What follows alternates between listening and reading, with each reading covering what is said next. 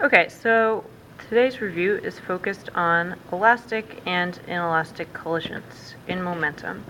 Okay, so sometimes you'll be doing a problem and it'll say the balls collided in a completely elastic way or inelastic. And so it's important to know what those two words mean. So elastic collisions are collisions for which kinetic energy is conserved. And it's important that only kinetic and not all other types like gravitational or spring or anything like that, just kinetic energy is conserved. Okay, so you're not losing any movement. That's another way to think about it. In terms of equations for elastic collisions, you're still going to use conservation of momentum. So say, let's take the example where our before picture is we have two balls going in opposite directions, has M1, M2, V1, V2. And afterwards, they hit. Afterwards, they're going back in the other direction. And these should have knots. And it's still M1 and M2. You have V1, the final, and V2, final. Okay? So you're still going to have, and by the way, all of this is for elastic. You're still going to have conservation of momentum, so when you add up all the momentum at the beginning, it equals all the momentum at the end. M1 V naught 1 plus M2 V naught 2 equals M1 V1 plus M2 V2. Sound good? Now, the other thing is that kinetic energy is conserved. So when we add up all the kinetic energies at the beginning, in our before picture, it has to be equal to all the kinetic energies at the end, in our after picture. Okay, and in case you forgot, the equation for kinetic energy is K equals 1/2 mv squared.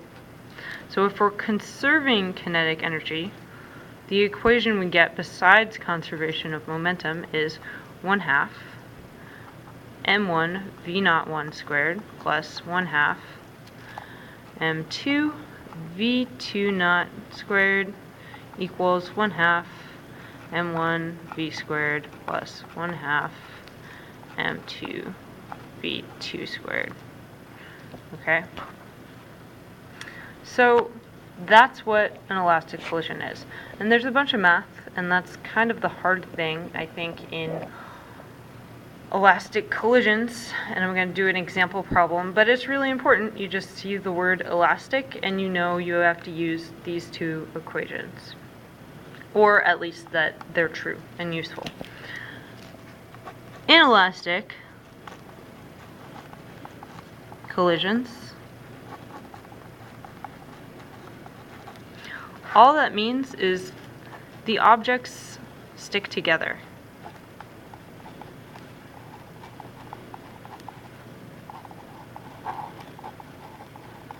Okay, so like if you had a car crash and the cars stuck together after they crashed, that would be an inelastic collision. If you had two balls that were made of Play-Doh and they rolled towards each other and stuck together, that would also be an inelastic collision. Okay, and so an inelastic collision is going to look different because the two objects don't bounce off of each other, they stick together. So say this is our before picture, and let's say there's more momentum in this direction than our after picture is going to look like this, where our two things are stuck together. And if they're moving together, they have one final velocity. It's the same. Otherwise, they wouldn't be moving together. Okay? And for inelastic collisions, you're using conservation of momentum, of course, because conservation of momentum is your favorite thing ever, but also there's no outside forces.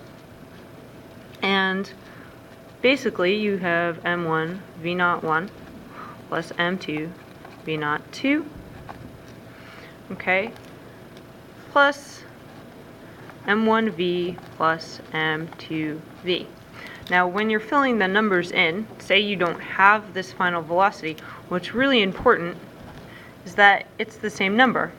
So you can combine like terms. You know, if m1 was 2 kilograms and m2 was 4 kilograms, on the right hand side of this equation we would have 6v. Okay, you could also factor the v out, and you could write it this way: m1 plus m2 times v.